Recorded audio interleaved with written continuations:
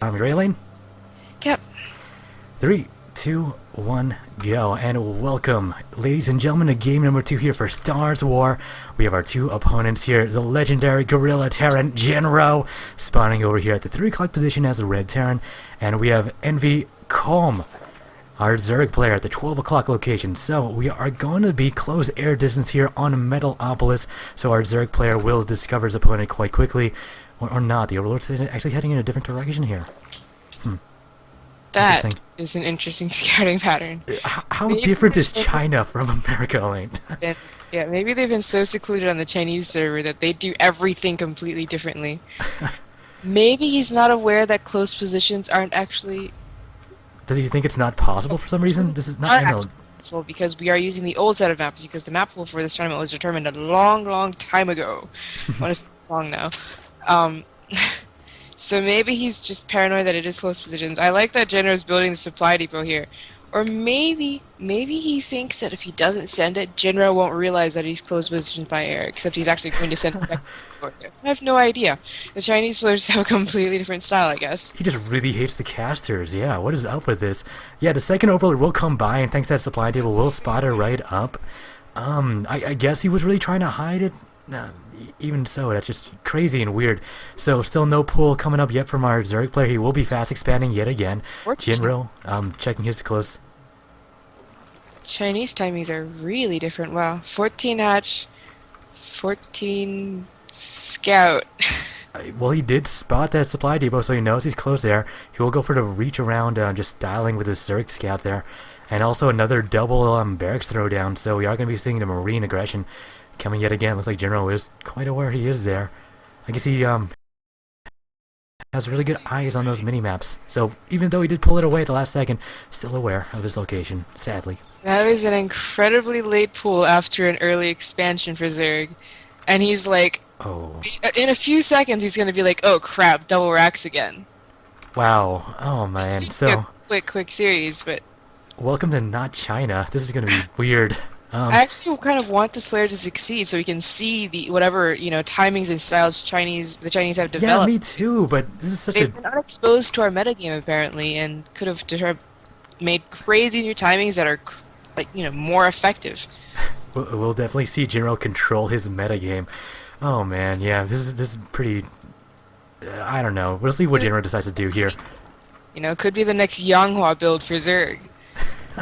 Yeah, it's just so revolutionary and different, and it apparently works. But yeah, all the drones are pulled off except for 3, and they are all in hot pursuit right now of Jinro's units. Oh, yes, he gets a Marine. Good for him.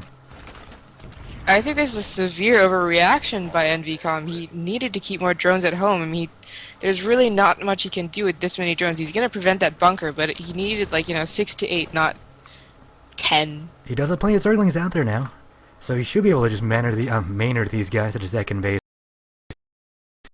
Hopefully, get some kind of eco boost out of this. But yeah, Jinro's still with the 2 racks, no gas coming up yet, even getting a command center, so it will turn some expansion. Stalin. Got those Marines hanging by his own Naga watchtower in case of a counter, which you will see.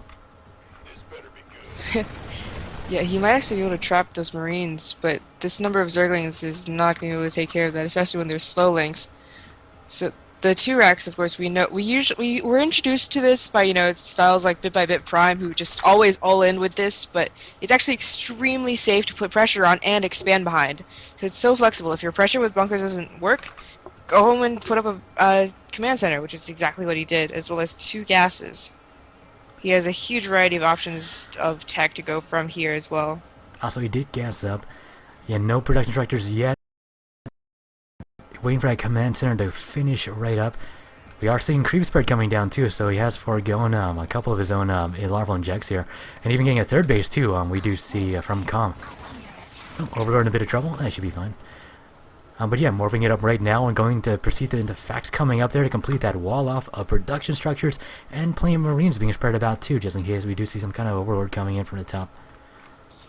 It seemed from the last game that, his meta game, that end of 3-month era that we had, where Terran versus Zerg close positions would invariably be a 2 racks pressure bunker.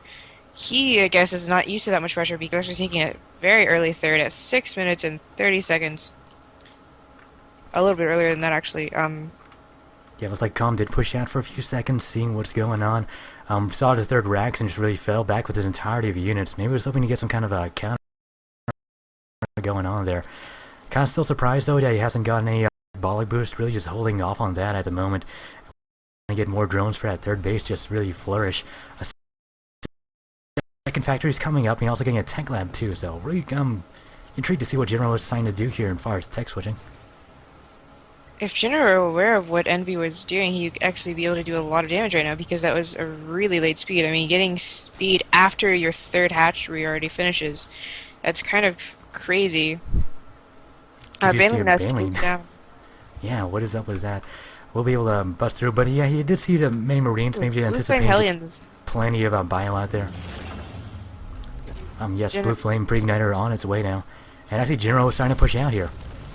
Not going for the drop, however, but Blue Flame Hellions will be extremely powerful. I mean, all he has right now are slow links, not even speed links. So this push could be extremely effective. Blue Flame, of course, isn't done yet. It's halfway done, but nonetheless, Hellions will be able to do a lot of scouting, even if he doesn't do damage to the Zerglings.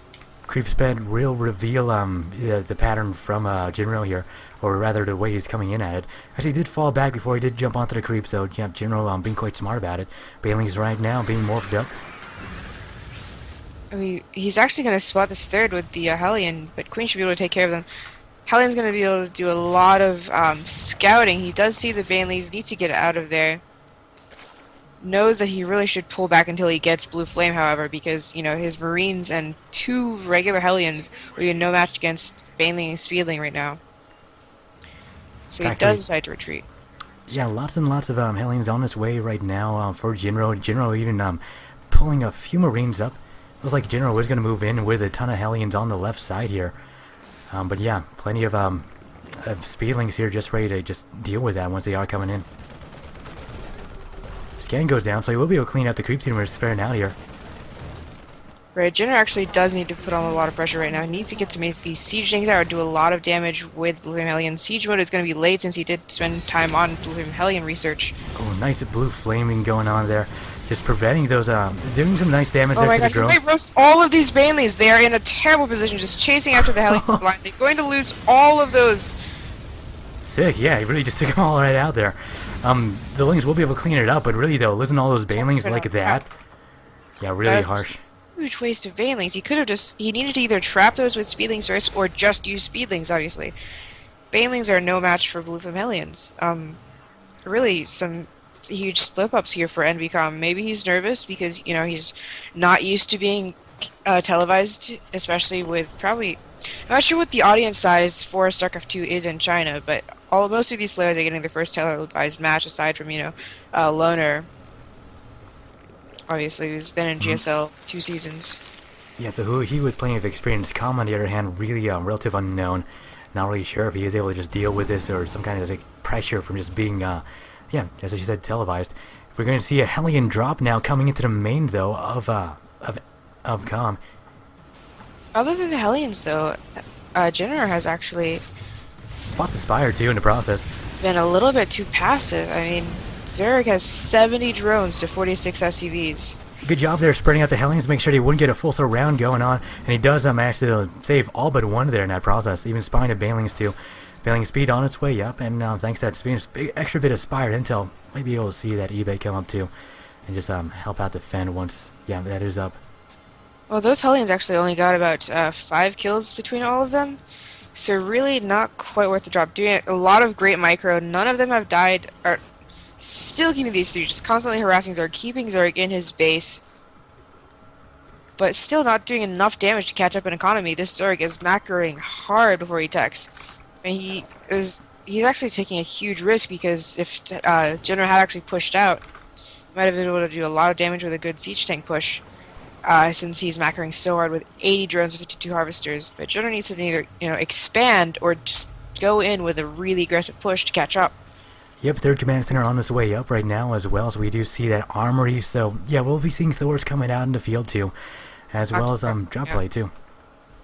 Yeah, drop is coming in at the bottom of the map, but yeah, we did see yeah, those 8 Marines inside of that one medevac. But yeah, these meters able to clean up some good things. few SCVs being sniped off of missile turret duty. And wow, like, enjoying those Marines right now. They're just walking around trying to follow that medevac. These Hellions have done so much damage. They've actually got about 10 kills each just now. Holy crap, he kept those Hellions alive for so long. I mean, Comm let up with his speeding just for a little bit. And he went in and did so much damage. Yeah, surprised though, given that he had all those Mutalisks out there. Why weren't they in the base dealing with that? After reproducing a lot. Staying on very low tech though. Their base, another base coming up here at the 9 o'clock expansion. Bottom right, will be spotted out here as the mainer transfer. It's just seen by this one Zergling. Right, Mutas actually catch the dropship and pretty much all of the Marines that were supposed to be in it too.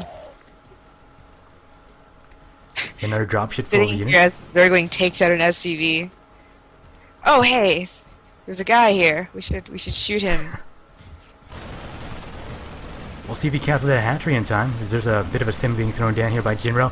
Almost like he's going to try to take it out here with all those guys, and he does lift them up right in time before any of those Zerglings get any damage done. But oh, the Mutas are going to spell an end to this, as they will be able to snipe out the medevac here. And yeah, this entire troop is going to be null and void soon. Right, he doesn't hatch. Comm is actually playing a really good game here.